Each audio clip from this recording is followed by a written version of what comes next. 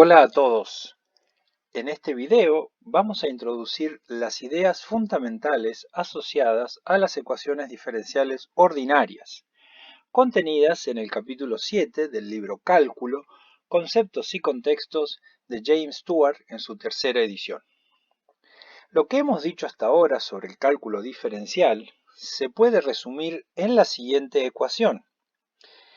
La variación de y, que en este caso lo representamos con la letra delta, es casi igual a la derivada de y por la variación de x. Eric Steele, en la Universidad de Colorado, resume las ideas del cálculo diferencial de la siguiente manera.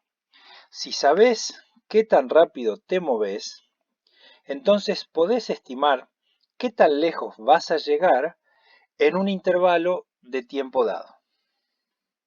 Recordando el significado de la derivada de una función como la pendiente de la recta tangente al gráfico de la función y igual a f de x en el punto a f de a, entonces la ecuación delta y casi igual a y' por delta x se lee como f de a más delta x, en este caso el futuro, se puede aproximar por el presente, que es f de a, más la información que nos da la ventana de tiempo determinada y qué tan rápido vamos en la actualidad. Esta ecuación es lo que conocemos hoy como el método de integración de Euler para ecuaciones diferenciales ordinarias. De lo anterior queda claro entonces que el método de Euler nos permite reconstruir una función y igual a f de x conociendo solamente su derivada. En otras palabras, si nosotros tenemos una descripción de la derivada de una función, entonces la reconstrucción de la función a partir de la derivada es lo que nosotros llamamos ecuaciones diferenciales ordinarias. Y parafraseando a Stephen Strogatz, profesor de matemática de la Universidad de Cornell, sabemos que desde Newton la humanidad se ha dado cuenta que las leyes de la física están siempre escritas en el lenguaje de las ecuaciones diferenciales. De lo expuesto, cabe preguntarse entonces, ¿cómo se obtienen descripciones de la derivada de una función? Como primer ejemplo, para obtener una descripción de la derivada de una función, pensemos en la función f de x igual a e a la x. Nosotros sabemos que la derivada de f respecto de x es de nuevo e a la x. En otras palabras, nosotros podemos decir que para la función f de x igual a e a la x, la derivada de f respecto de x es exactamente igual a f. Tenemos aquí entonces nuestro primer ejemplo de una ecuación diferencial donde tenemos una descripción explícita de la derivada de una función que ha sido retratada muchas veces con estas imágenes que tienen cierta connotación humorística. Una variación de la ecuación diferencial que presentamos asociada a la función exponencial, en esta coyuntura que estamos viviendo con el COVID-19, se ha tornado muy popular, especialmente en lo referente a la tasa de infección de la enfermedad. Desde la época de Thomas Malthus, en la primera mitad del siglo XIX, sabemos que la tasa de infección de un virus, en nuestro caso el COVID-19, es proporcional al número actual de infectados. Si denotamos por m de t al número de infectados en el tiempo t, entonces delta m sobre delta t representa la tasa de infección. Y si nosotros decimos que la tasa de infección es proporcional al número de infectados actual, Entonces obtenemos la ecuación delta M sobre delta T es igual a R por M, donde R es la constante de proporcionalidad. Ahora bien, dado que delta M sobre delta T se puede aproximar por la derivada de M respecto de T, entonces obtenemos la ecuación diferencial derivada de M respecto de T igual a R por M. Primera observación interesante es que si R es igual a 1, ya sabemos que M no es otra cosa que la función exponencial. Pero ¿qué sucede si R es distinto de 1? Si consideramos la función m de t igual a m0 por e a la rt, entonces calculando la derivada de m respecto de t, aplicando regla de la cadena, resulta que esto es igual a m0 por r por e a la rt, de donde observamos que la derivada de m respecto de t es igual a r por m. De esta manera, entonces, hemos comprobado que esta familia de funciones satisface la ecuación diferencial derivada de m respecto de t igual a r por m. Utilizando el software GeoGebra, tenemos el gráfico de dos funciones de la forma m0 por e a la rt. Por ejemplo, el gráfico verde corresponde a la función m de t igual a 3 por e a la 0,5t, en donde ahora m0 vale 3 y r es 0,5. El gráfico rojo corresponde a la función m de t igual a 2 por e a la menos 0,5t, en donde ahora m0 es igual a 2 y r es igual a menos 0,5. Para el caso del COVID-19, desde que empezó la cuarentena, a partir de la expresión el número de infectados se duplica cada 11 días, esto corresponde a información del sitio Infobae del 17 de abril del 2020, resulta entonces que para este COVID-19, R es aproximadamente 0,063. Retomemos por un momento el experimento del enfriamiento del agua para preparar la mamadera al bebé. Ustedes obtuvieron un modelo exponencial para representar el enfriamiento del agua de la forma T de t igual a T0 por E a la menos R por T más T amp, donde T de t es la temperatura del agua medida en grados centígrados, T0 es la temperatura inicial a la que se encontraba el agua, T sub am es la temperatura ambiente y el valor de R se obtuvo mediante el uso de la herramienta análisis de regresión de GeoGebra. Calculemos entonces la derivada de la función t respecto del tiempo, que, como en la mayoría de los experimentos que ustedes desarrollaron, estaba medido en segundos. Utilizando la regla de la cadena, obtenemos que la derivada de la temperatura respecto del tiempo resulta igual a menos R por la diferencia entre la temperatura del agua y la temperatura ambiente. Obtenemos así una ecuación diferencial para la temperatura en función del tiempo de la siguiente manera. La derivada de t respecto de t es igual a menos R por t menos la temperatura ambiente. Esto no es otra cosa que la ley de enfriamiento de Newton y es la que justifica por qué Gastón Salas, nuestro repostero comodorense, cuando participó en el programa Bake Off, para competir, cada vez que sacaba la torta del horno, la ponía directamente en el freezer.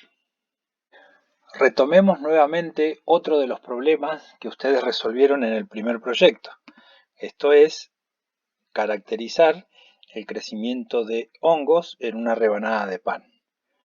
Todos ustedes obtuvieron como modelo matemático que describe el crecimiento de hongos en una cara del pan como la función logística I igual a A sobre 1 más B por E a la menos RT, donde los parámetros A, B y R estaban dados por los datos y la herramienta análisis de regresión que ustedes utilizaron del software GeoGebra. Podríamos hacer como antes y derivar la función y respecto de t y descubrir la ecuación diferencial que describe la derivada de la función logística. Sin embargo, vamos a utilizar otro camino. Vamos a desandar los pasos del matemático belga Pierre Verhulst, quien entre 1838 y 1847 presentó lo que hoy conocemos como el crecimiento logístico. Lo que vamos a hacer entonces es escribir una ecuación para la tasa de crecimiento de hongos en el pan. En otras palabras, vamos a escribir una ecuación diferencial para la derivada de y respecto de t. Al inicio del experimento, los hongos tenían mucho espacio para crecer. Por lo tanto, es esperable que en esta fase del experimento el crecimiento de los hongos sea malthusiano. En otras palabras, que el crecimiento sea proporcional a el tamaño de la población de hongos en el tiempo t. Sin embargo, a medida que la población aumentaba, la disponibilidad de superficie libre iba disminuyendo. Y esta es la idea fundamental del trabajo de Verhulst. Lo que dijo Verhulst entonces es que la disponibilidad de recursos debería ser también tenida en cuenta y ser una limitante para el crecimiento de la población. Y lo que escribió Verhulst entonces es que la tasa de crecimiento de la población respecto del tiempo tiene que ser proporcional también a n-i, donde n ahora es lo que Verhulst denominó la capacidad de carga del sistema. Esto es, n de alguna manera representa la cantidad total de recursos disponibles por esta población de hongos para crecer y desarrollarse. Y así entonces obtenemos la ecuación logística, que es una ecuación diferencial para el crecimiento de una población donde existe limitación en los recursos para que esta población se pueda desarrollar normalmente. En símbolos, la derivada de y respecto de t va a ser igual a alfa por n-i por i. Lo que tenemos entonces es una función logística y una ecuación diferencial logística. Lo que deberíamos hacer entonces es derivar y respecto de t, reemplazar en la ecuación logística y verificar que se cumple la igualdad. Sin embargo, los parámetros de la función logística y de la ecuación diferencial logística son distintos y entonces esto agrega una complicación más.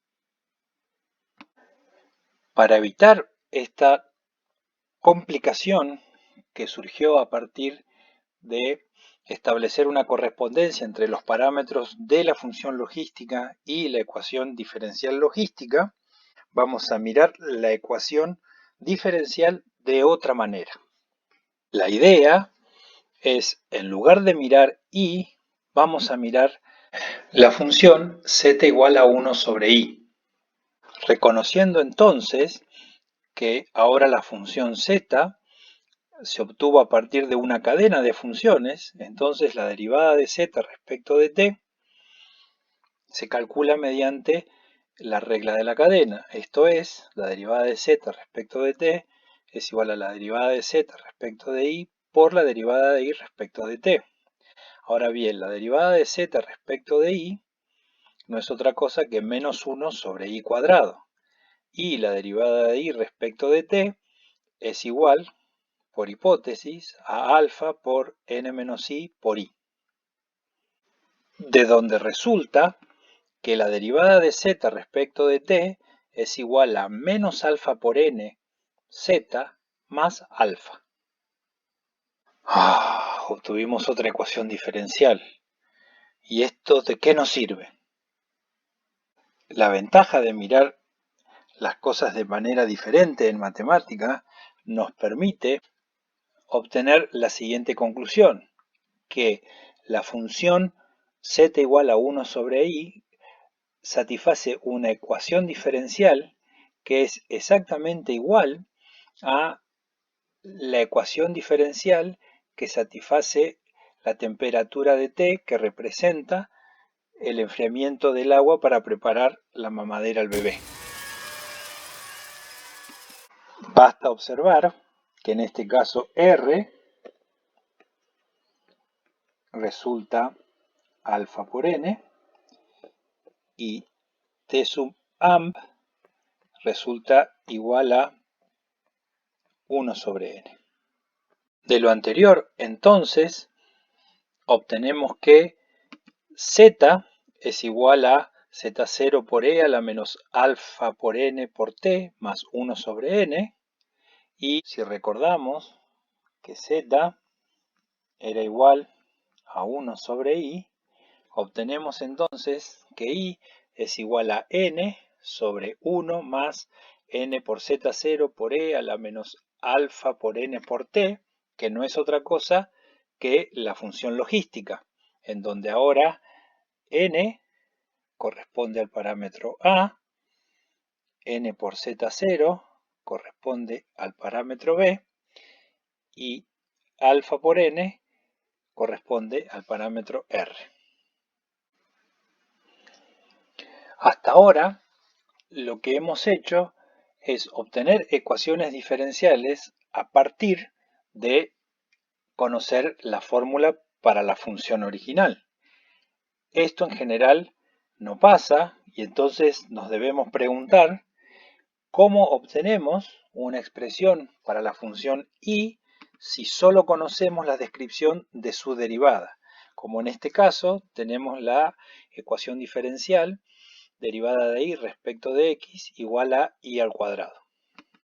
Si solo conocemos la ecuación diferencial que describe la derivada de una función dada, ¿qué información es posible extraer de esta ecuación?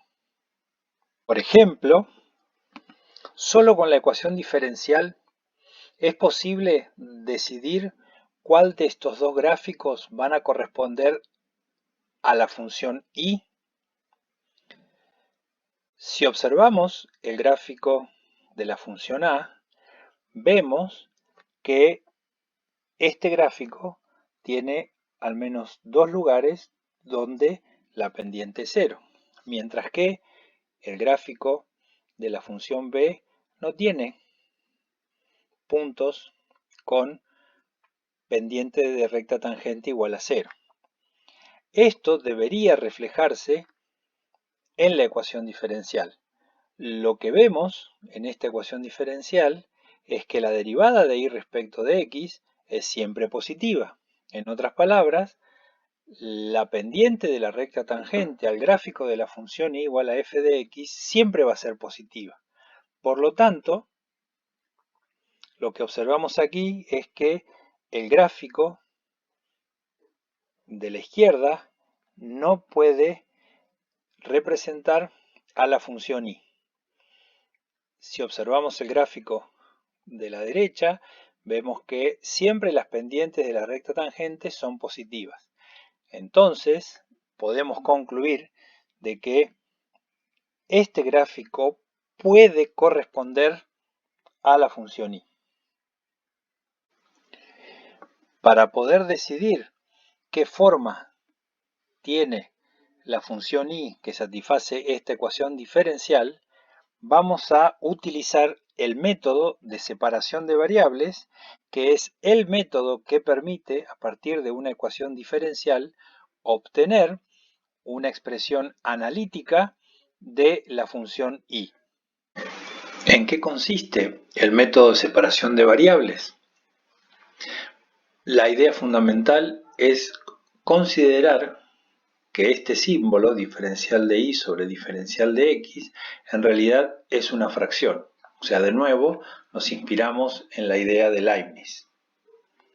Al considerar este símbolo una fracción, entonces lo que hacemos ahora es separar variables. Esto es, dejar de un lado de la igualdad todos los términos que contienen a la variable y del otro lado de la igualdad todos los términos que contienen a la variable x.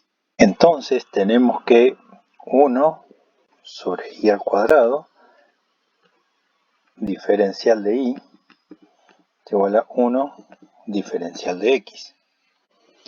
Y como nosotros queremos obtener una expresión para y a partir de su derivada, lo que hacemos ahora es exactamente calcular la antiderivada de estos dos términos.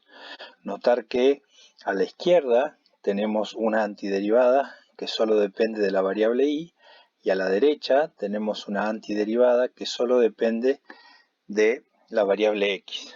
Entonces, como sabemos, la antiderivada de 1 sobre y cuadrado resulta igual a menos 1 sobre y más una constante, y la antiderivada de 1 respecto de x resulta igual a x más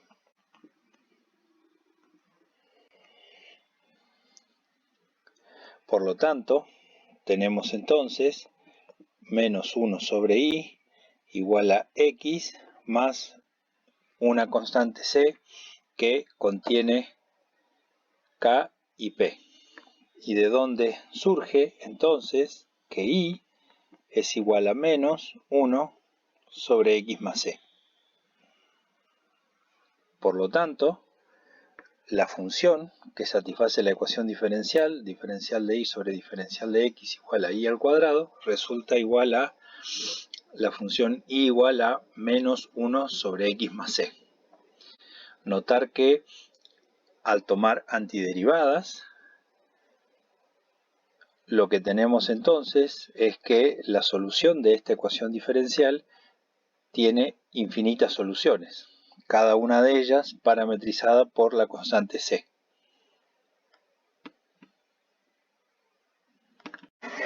Apliquemos el método de separación de variables a la ecuación diferencial y' igual a y, que sabemos que tiene por solución a una función exponencial. Para eso, volvemos a considerar este símbolo diferencial de y respecto de x como una fracción, y entonces así separamos de un lado de la igualdad todo lo que contiene y del otro lado de igualdad todo lo que contiene a la variable x. Por lo tanto, tenemos que 1 dividido y diferencial de y es igual a 1 diferencial x. Entonces ahora, calculando las antiderivadas, en este caso respecto de y y en este caso respecto de x, obtenemos que la antiderivada de 1 sobre y es el logaritmo natural de y la antiderivada de 1 respecto de x es x más una constante. Entonces, si despejamos y de esta ecuación, resulta que y no es otra cosa que y0 por e a la x, donde ahora y0 es igual a e a la c. Este resultado no debería sorprendernos. Resolvamos ahora esta ecuación diferencial, y' igual a x, utilizando el método de separación de variables. De nuevo, entonces, diferencial de y sobre diferencial de x lo consideramos una fracción. Entonces, separando variables, obtenemos que 1 diferencial de y es igual a x diferencial x. Entonces, nuevamente, calculando la antiderivada,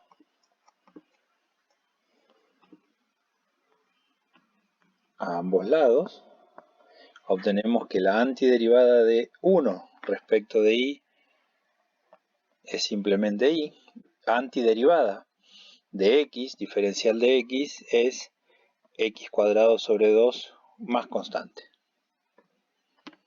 En este gráfico tenemos representadas soluciones de las 4 ecuaciones diferenciales a las cuales les aplicamos el método de separación de variables para obtener las correspondientes soluciones.